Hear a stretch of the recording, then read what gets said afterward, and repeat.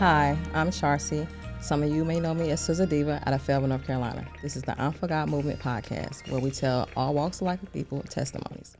Today, we have two gentlemen today with us. Can I Be Your Man? This book, you got to get a copy, men and women. And it took all of y'all together as a team to make this happen. So I would like for you to share with the people who played what part to bring this book to forth.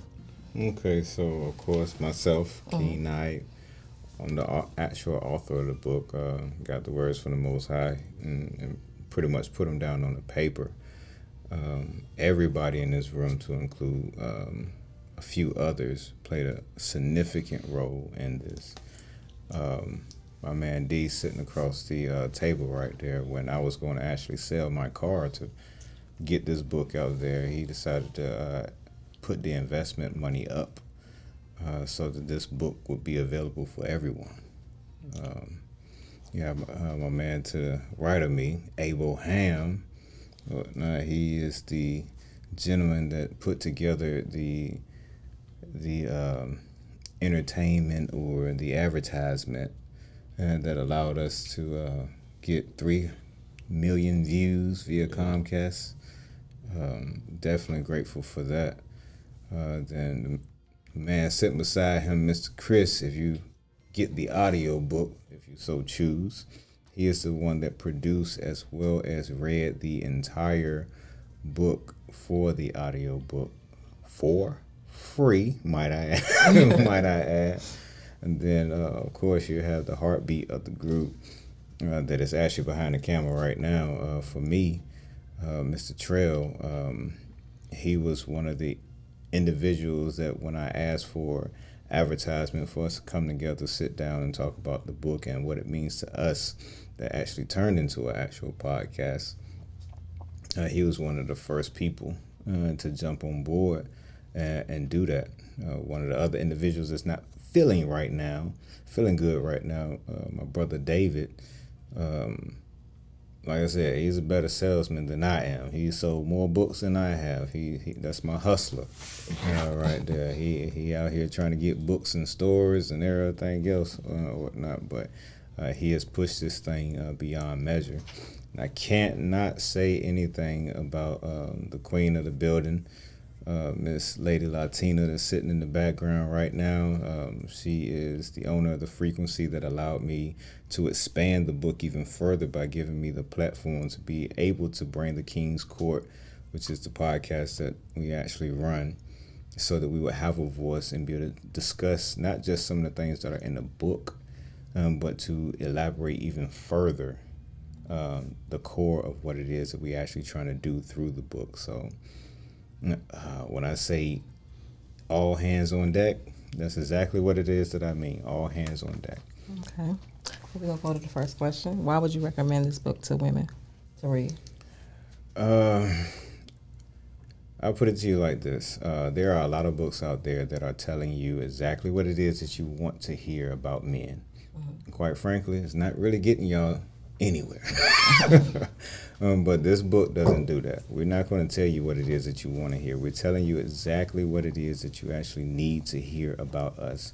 The unadulterated, naked truth about us.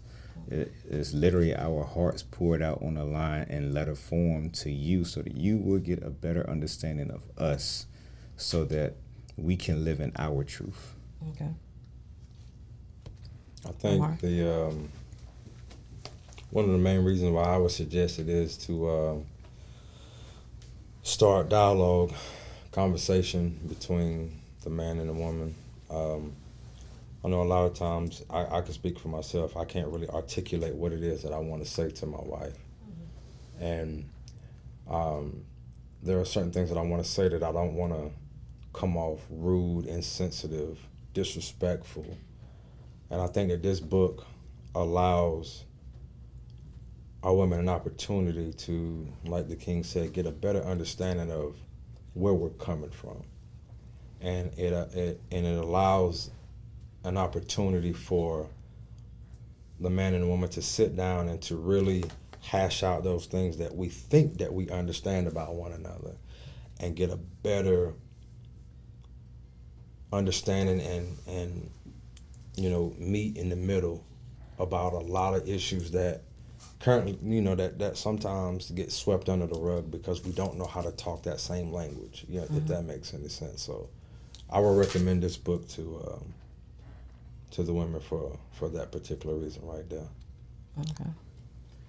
I would say the best way to get to know a man is to understand men. And this book actually opens up what the mind of a man is. So a lot of men restrict themselves. They don't really voice what they want to say. Some are better with writing, a lot are better with words. But this book right here, it covers every subject, every emotion, every thought, every feeling that a man goes through. So it gives women something that they can always reference back. If they forget something, it's like, what am I missing with my man? It's in the book. D. This is one of them books that promotes open and honest and effective communication. We live in a society now where a lot of women want to tell you what a man thinks and how he feels. But this is definitely coming from the viewpoint of a man to tell you how we feel. That's it. Okay. Why are fathers important tool in the household? Starting with you, King. Okay, so before I answer the question, I just want to say that I don't think that either the father or the mother play a bigger role, or not. We literally balance each other out. You cannot take one out because that child is going to be underdeveloped, and there's a lot of us, or not, that are running around here that are underdeveloped because we didn't have that mother, we didn't have that father to be able to impart into us what we needed from them. As a father, our presence, and we all know how it is. Mama been with the kid all day. Went upside their head a couple of doggone times, but the moment daddy walk in, he straighten right on up. Straighten right on up. That's how he is. Or not, and our presence opens the door for so much. But for me, more importantly, we are needed because we have been suppressing our emotions for a long time. We have the exact same emotions that women have. And the thing about it is, we would not release those emotions if we don't have a father or some male figure that is there and to give us permission to be able to express those emotions. So in order to have that release, that father is needed to be there to be able to teach that kid not just that it's okay to have emotions, but how to express those emotions, how to control those emotions, how to handle those emotions. Lamar. Wow. Kind of hard to go behind that, King. But it's like he said, it's just a balance, I think the structure, the discipline, and I think we as men, we have a nurturing side, but not that compared to a woman, you know what I mean? That mama has a nurturing side like there ain't no other. I'll give you an example. My son, he fell off his bike and scraped, damn near the whole right side of his shoulder up. And yeah, and my wife was just panicking, she's, oh my God, it's still oozing and everything like that. And I'm like, boy, he'll be all right. And I think it's healthy for him because he gets that, oh, my baby, right? But then when I come around, it's like, yeah, I got to toughen up for dad. You know what I mean? I just think it's healthy for the child. You understand what I'm saying? It's healthy for him. Same question. Well, men and women do the exact same thing, but they do it in a different way. Just like they touched on with the nurturing thing, men nurture, but they nurture in a different way. The presence of a woman in the house, it hits you different. The presence of a man, it hits you different. We look at men, we naturally command respect, command order, discipline. and it's echoed. Even if you go to school, you have a male principal and a female principal. Kids interact with them differently. Male teachers, female teachers.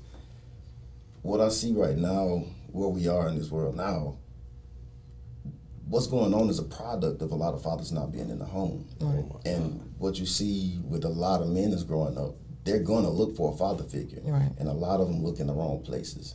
So if you got a well-structured man in the house, it is dynamic. D. I'm gonna definitely piggyback on what Taylor just said. It's definitely the lack of a father in the home. It definitely leads a lot of boys, because I'm not gonna say men right now. I'm gonna say boys astray. That was part of the reason why technically I used to be the baby of the group until Taylor came along and took my spot. And that was due to the fact that I had my biological father around and I had a stepfather in the home, but they still didn't quite equate to what a regular father figure was supposed to be. So I came up as a set, so I had a twin as well. So I technically never had an older sibling either to walk in their footsteps until I met these gentlemen. And thankfully, it wasn't always pretty when we came up, but thankfully for the most part, they definitely been a positive impact in my life. Because if they weren't, I definitely would not be here in front of y'all today. Okay. What's more important, impressing people or impacting people, and why? I would say the impact. The impressing a person only lasts for a moment. But if you make a significant impact on an individual, you could potentially change their life, the direction of their life permanently. So the impact that you have on that individual is much more powerful than being able to impress them for a moment. I definitely agree. The impact goes way further than anything else, you know. And I'll take my brothers here. You know, you can be impressed by anything, Right. and then when you go home and wake up the next morning, there's nothing. Reality.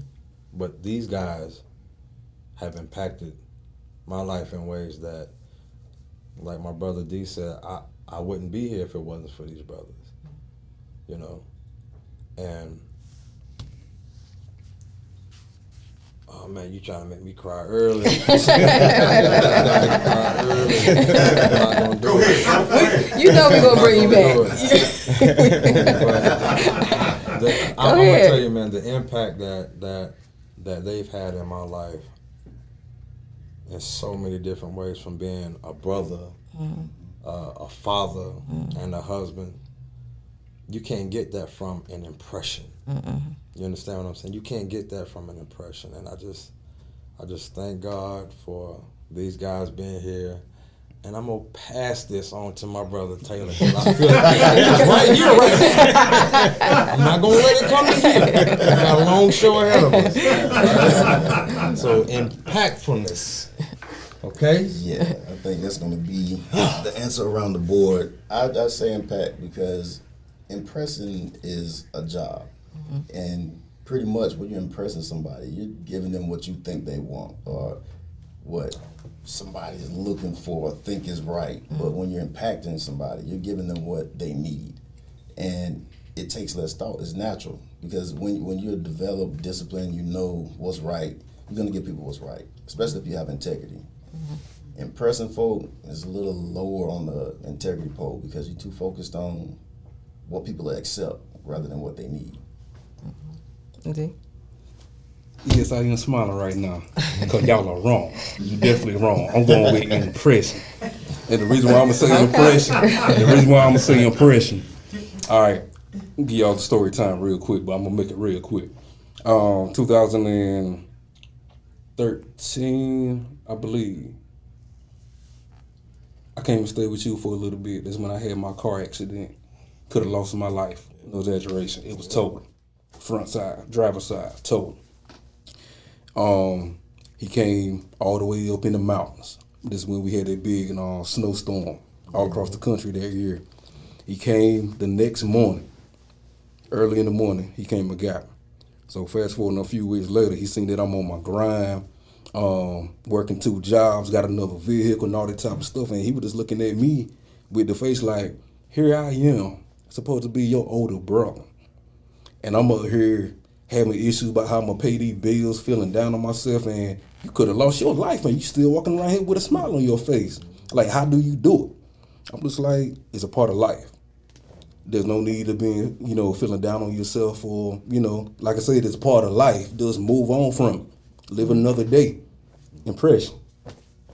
Whatever. I ain't gonna lie, I was impressed. I was impressed, but at the same time, I was more proud of my brother. Right. That's an impression. I would say if we're gonna use an I word, it's gonna be I was more inspired. Okay. I was inspired by his hustle. I was inspired by his, I'm not gonna lay here Right. in my sorrows. Right. And I'm gonna tell you shortly after that, because like he said, I'm supposed to be the big brother. Yeah. Well, in that particular moment, he was the big brother. Okay. So it was impactful. That's what I was about to say. He described With an eye for an eye. Eye for eye, bro. Yeah. Why would you recommend this book to a man? to a man. Oh, yeah. There you go. Okay, so I have a saying that I always say, and that saying is, a man cannot become a man until he first realizes he's not a man. Right. I'm going to say it one more time. For the people in the back. A man cannot become a man until he first realizes he's not a man. There are a lot of issues that we have internally as men that need to be addressed. There's some skeletons in the closet, and there's some elephants in the room that we have lingering. And we have the tools to be able to deal with it. It's just we're not utilizing them. We're not utilizing them. One of the biggest things is being able to live in our truth. Being able to live in our truth will free ourselves up as men to be able to utilize those tools effectively and efficiently. So this book will allow you to be able to say those things to your significant other or whatever woman it is out there that you're trying to get with. Right? I did learn the word undeveloped. I'm going to use that. Men undeveloped, yeah. Yes, but it will allow you to speak those things without having to actually speak those things. So get the book, read it, then pass it on to your significant other. I was hot with him because I'm like, bro, we've been brothers all our life. Why you had to put it in a book first? There was some parts of that book where, hey Trell, what Bishop used to say, if you can't say amen, say ouch. Say ouch. And I was like, yo, there was a part of the book where he was talking about we was talking about emotions and everything like that, right? Mm. And you remember when you was talking about, boy, quit all that damn crying. Man up. That was us. Mm. After I read that book, I went back and I apologized to myself. Even the one that's in Colorado with you, all them times that, I told you to man up, I owe you an apology. I restricted you from being able to be naked and unashamed and to show your emotions.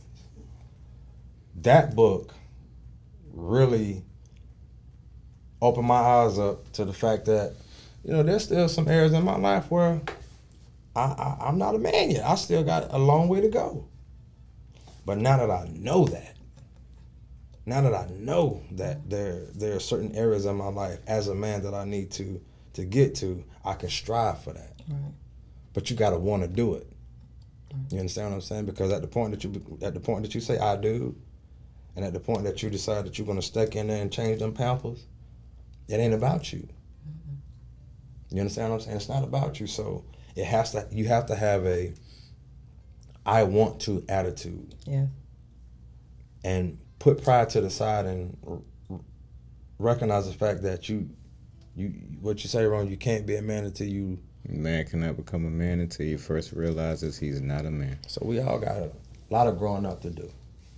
It's one thing to poke your chest out, but have you become that said man? Right. And that book allowed me an opportunity to see areas in my life where I have not been developed yet. So it was a very impactful Right, it was. It is. That's why I would recommend all men to and read, women, yeah. men and women Yeah. to read such an impactful book. Right. The word of the day. Spell it out. We need to get a horn. Okay. All right. I Same will question. say I had a ball reading the book. Oh, yeah. I mean, as a man, he'll tell you, because I was calling him, man, when I get to this chapter, I'm about to, I mean, petty reasons, other reasons, but at the same time, it's an instruction manual of the man's mind for the women. It's a mirror, it's a looking glass for men to self-reflect, because like it was said before, and we've said it many times before in a couple of shows, we're not alone. Men feel and go through the same emotions, but a lot of them, they restrict themselves, as I said earlier, and they feel alone.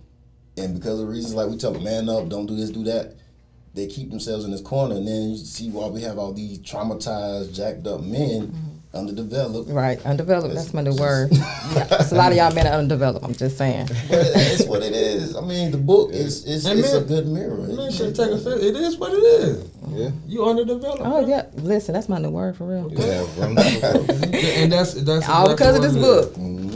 is. D, same question. Well, right about now, sound like we in school right about now.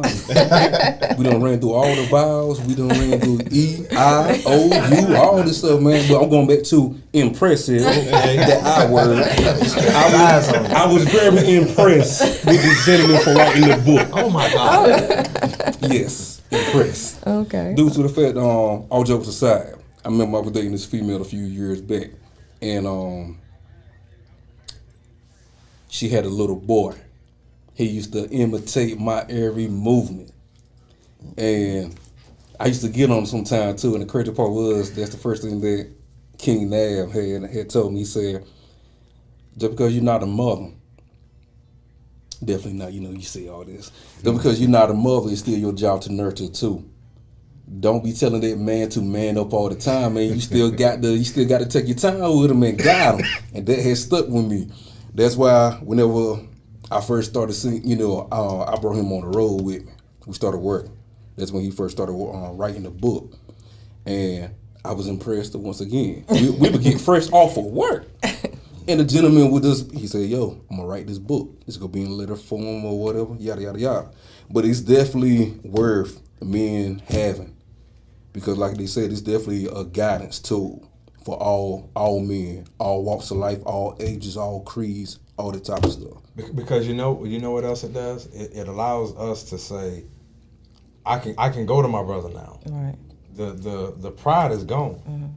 The pride is gone. Right. I don't have to feel like I'm by myself no more. Right. You know, and I can give you examples from here until the cows come home about, pride and holding stuff in and stuff like that. I can freely go to my brothers and express the things that I'm dealing with, and they can pour into my life, and it becomes, something that I can apply application to and make better of whatever situation that I'm in. Every man needs to read this book. And women. Next question. What was that first time you realized God was real? Oh, wow. The first time I ever realized God was real. I would say it was while I was homeless. It was my first night out there actually by myself. And I tell people all the time that the life of a homeless individual is a whole nother world outside of what we actually are accustomed to, right? It was my first night out there, right? And it was a raggedy coat, real raggedy coat, but it kept me warm. You know what I'm saying? And I got clock crossed my doggone head and somebody took my doggone coat. Took my doggone coat. Yeah, I am out there freezing trying to doggone figure out how am I going to stay warm. Now, when I talk about nature, that's exactly what I mean. It's survival of the fittest. I got my coat back. I got my coat back. I got my coat back. But what ended up happening is that individual that took my coat ended up teaching me how to survive out there. And I always looked at that individual as an angel in disguise. You know, and this was a really, really, really rough time for me because I was young. You know, I hated myself. I hated the world. I hated a lot of stuff or whatnot. But he was that shining light, even though we didn't start out on the right foot. He was that shining light for me that really helped me to see that no matter where you at, the Most High's hand is always going to be with you.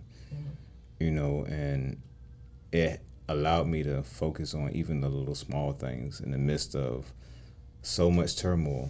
He's always right there with you. So it was at that particular point that I knew without a shadow of a doubt, even though I had issues with the Most High then, I knew that he was real. I knew that he was with me, and I knew that he cared about me despite the situation that I was in. Lamar, you ready? So I'm gonna try to make this short. I told you this is a very touching, and I've thought about this for the last couple of days since she told me. When I look back over my life, and you know, I grew up in church. I was a musician. What, 15 years? 15 years. A lot of times you go to church and you hear the word and you go through the motions. And a lot of times you really haven't been tried. You understand what I'm saying? You hear that God is good, and you hear about miracles, and you hear about people getting blessed and everything like that. But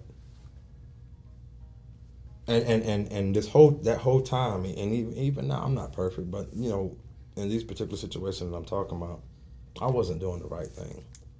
And it got to the point where I felt like I've sinned my way out of his grace. It got to the point where, you know, I literally heard voices say, why pray? Why repent? You're going to do the same thing. The moment you get up off your knees, within 24 hours, you're going to go and do the same exact thing that you asked God for. So I stopped praying. I know he's real. I just didn't feel like I was worthy for anything from him. So I started to get in trouble. There's one particular situation that took place shortly after I got out of the military. Now, you're talking to somebody who attempted suicide twice. That last attempt resulted in me being discharged from the military. While I was discharged, I ended up getting in trouble again, which resulted in me losing the job that I had at the time. And so depression and anxiety and alcoholism really went rampant. And this was during the time that D came to stay with me. Though I was impressed with you, brother, I was also embarrassed, because I felt like here we are both in a very, very rough situation, you know. Well, the only way to get through this situation is God. There is no other way around this. Right. There is no other way. If he does not move, it does not get any better. And when I say inspired, I saw my brother. I never seen him cry. I never heard him complain. Yet, every night I was sitting in my man cave complaining, crying, just feeling hopeless. Well, I remember one day, this particular day, he got up and he went to work, to his new job, driving his new car. Me, I'm going to drop my son off, and at the time he was a little something. He was going to daycare. And I remember dropping him off, and on my way back home, I was crying so hard I couldn't see. I made it home, and I remember walking in the house. And when you walk in my house, as soon as you walk in my house and you bust that right, you're in the man cave. I remember walking in the man cave, and I dropped down to my knees, and I said, Lord, I quit. Because dear tell you, was I not putting in resumes, putting in job applications, trying to figure something out? Nothing worked. I remember walking in that man cave, and I hit the floor, and I said, I give up. If you don't fix this, it'll never get fixed. And I prayed, and I hollered, and I prayed, and I hollered. I heard a voice say, go to school. I said, okay. I go to school. The next voice I heard was, go check the mailbox.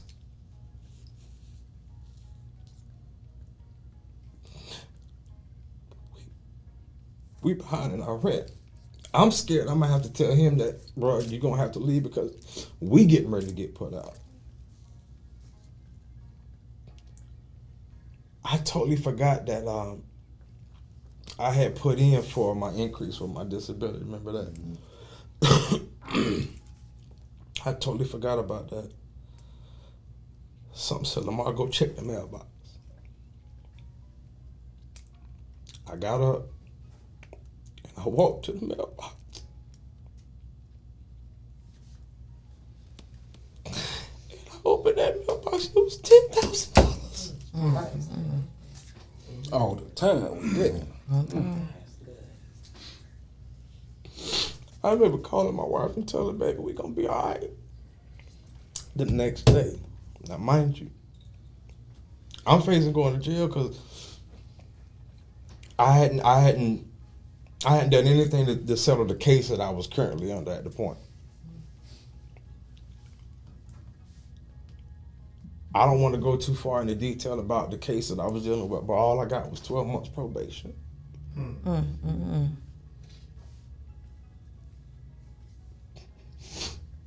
I went to school. I went to Fairfield Tech. I'm going to school. My intentions were to go to school, so I got dressed like I'm going to a job interview.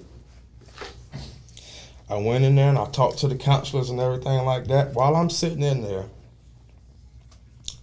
the dean of Fairfield Tech, the dean, he asked me, he said, is there anything I can do for you? I said, well, no, not really, man. I just want to get these classes. And he takes his glasses off. He says, no. Is there anything I can do for you? And I lost it. Snotting like I'm snotting right now. I lost it. The next thing I know, he gets on the phone and he calls one of the ladies who worked in the career center. And the career center is where basically everybody goes to register for their classes and everything like that. Mind you, I'm going to set up classes to go to school. I walked out of there with a job.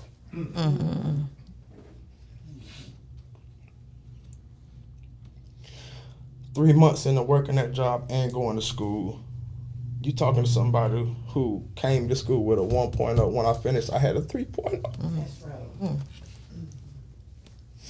While I'm working, time go on, while I'm working, a guy named LaRon Stokes come to me. He and I was working together. He said, you ever thought about working across the fence? Now, if you ever hear that term, if you're military, that means working on Fort Bragg. I said, man, I would love to work across the fence. He said, well, shoot me your resume. Now me, I'm still battling the idea that God still loves me and that I can still be blessed considering all that I've done. Yeah. So I gave him a little, Rudy Pook resume. I ain't do nothing to it. I just gave him a little old resume. He sent it back. He said, no, you need to do this, this, this, and this. And I did it. 2 days later, I get a phone call from a company on Fort Bragg, and they asked me if I would come in for an interview. Now, mind you, I have no driver's license. All I have is a piece of paper from the court that says I have driving privileges. So I'm thinking to myself, how am I going to get on this post? I take that piece of paper to the Welcome Center on Fort Bragg on the All-American Gate, and them jokers gave me a 120-day pass. Okay, so now things are starting to click. Okay, hold up. I'm looking back now. First to 10,000. I go to school, walk out with a class schedule and a work schedule. While I'm working, I get introduced to a brother named LaRon Stokes. He tell me about the job on Fort Bragg. I go to the interview. Blow the interview out the water. Leave the interview. I haven't even left Fort Bragg, and they offered me a job. So now I got 2 jobs, going to school full time, an increase in my disability. There go 4 sources of income right there when I didn't have nothing. I said all that to say this. All of that reminds me of the prodigal son. I don't care what you've done.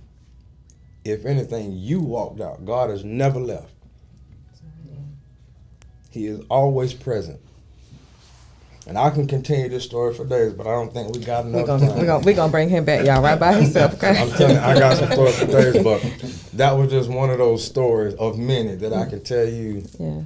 That's when I realized God was real. You can't tell me. I'm with you on that. Yeah. You can't tell me that He not real. Yeah, I understand. It's your turn, Chris. I don't even know what to say after that. I hate to disappoint, but No, your testimony is your testimony. I'm that person you really have to walk with me to know, because I grew up. I'm a preach kid, PK. So it's been my life, but it hasn't been the same way as what you would see in a traditional religious church. I was brought up in word. So for me, it was always a relationship from as far back as I can remember. No matter what I went through it. I didn't stay in it. I wasn't destroyed by it, even if I was at the bottom. So for me, I've seen miracles. I've seen people do stuff that was not supposed to be able to be done. I've seen things that only me and my sister was like. Matter of fact, my little brother, I don't know what it was with him.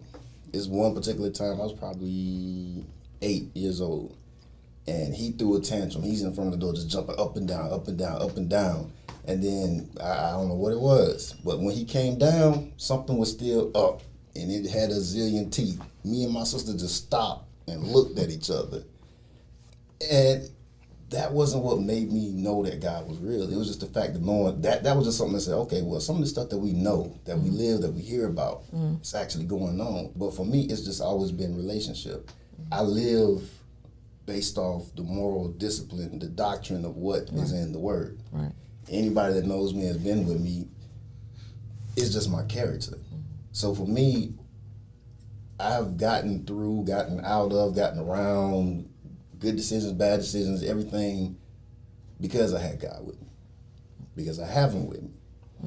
So, yeah, it's just a thing. You just have to walk with me to know, because, like I said, it's just a relationship thing. God is my conscience. I wouldn't be here if it wasn't for God. Right. So, D? First time you realized God was real? Mine would be, for everybody that has grew up in church or had a relationship with God, you know that we always talk about grace and mercy. I would definitely say, looking back, I did a lot of stuff I'm really not supposed to be here. When I first went to Fayetteville State, I got caught up in 2 situations where I had got the nickname Grand Theft. Wow. Exactly. Wow. Not once but twice. And luckily, the parents of who were the crime that I had committed against, they just let it sweep it under the rug, give them another chance. Still not learning my lesson. Still just living life how I wanted to live it. It hit me. The exact date was February the 14th, 2014. That was the time when I had that car accident that you came to rescue me from. That was the day when you told me you had got tears in your eyes whenever you had seen that truck balled up like that. He shouldn't have walked out of that. And I walked out of there without a scratch. Not one. Not one. I wish you could see the picture. I'll show it later. Just need to hear no doubt. But just from that moment, just from that one, and I look to the person that I am now. I probably should have been passed away about 4 times, not literally. Like I said, I should have been locked up, not just jail, in prison numerous times. But a lot of life started to change whenever I met these gentlemen. And like he said, it was really his brother was the one that put it all together. No matter of what I've done wrong, no matter of all the things that I've done correctly, they've always supported me, period. They definitely reprimanded me when I was wrong, but they definitely applauded me when they've been here to see the person that I am now. And it's definitely all thanks to God at the end of the day. I started to learn that there's a question you about to ask next. And if you don't mind, I would like to go first. Okay. So I'm going to go ahead and let you ask your question so I can go ahead and answer. Okay. Well, the next question was basically if you had one thing to tell the world, positive. I will tell the world, learn how to walk in your purpose and learn how to get out of your own way. And that is definitely what I had to learn how to do, move out of your own way. If you really believe in God, don't worry. He'll tell you that in the Bible. Yeah. Don't worry. And that's why I try to tell people, if you really believe that you have done everything that you can do in your power, get the rest of God. He definitely going to see you through it. Oh, yeah. He's an on-time God. Yes, he is. Boy, we about to get singing up in here now. Well, same question. If you had one shot to tell the world something positive, what would it be? as simple as love everybody better than you love yourself. Okay. Lamar? Oh, man. I will.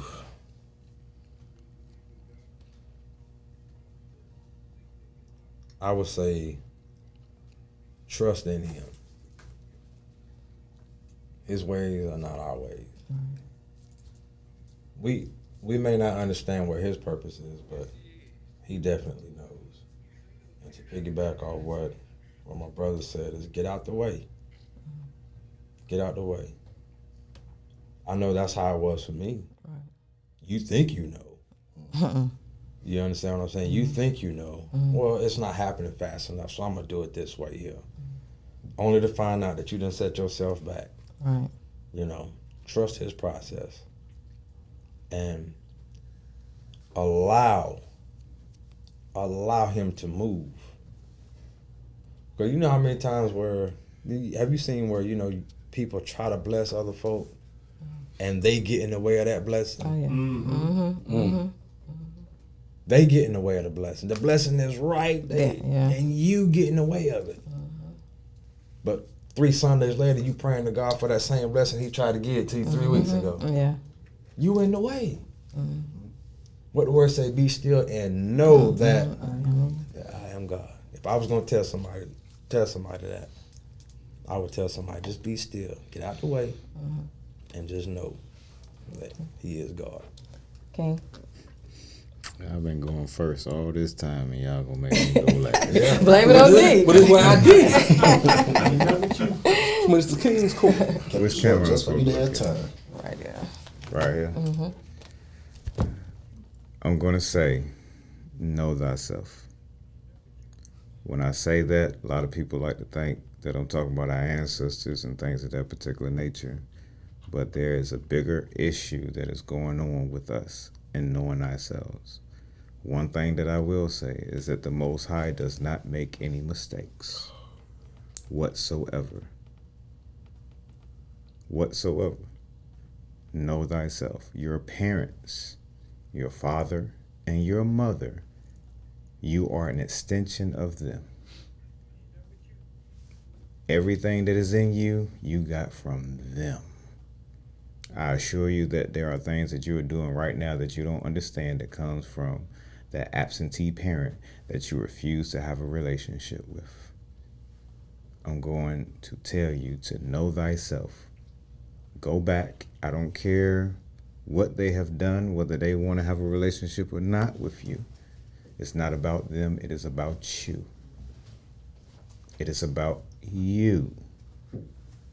Force it and learn what it is that you need to learn so that you can know yourself, understand what it is that you need, so that you can understand what it is that you want, so that you have a clear view, clear vision of the path that you are supposed to walk in this life. Know thyself. Can you tell the people where they can get their copy, the book? Alrighty, so the book is everywhere. You can get it. Yeah. You can get it definitely on Amazon. It is available in book, ebook, as well as audio book. Thank you, Telemate Productions. If you have Facebook, you can go to the Can I Be the Man page or the Frequency CO, and you can basically follow the link from there, or you can catch us on IG as well at king.naib, and you can catch it from there as well. So.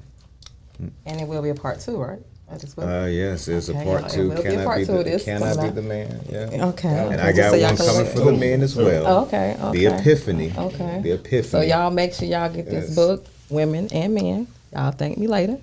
And for those, make sure you check out that IM4GOD.com, that website, and stay tuned. You just never know who we might have up here.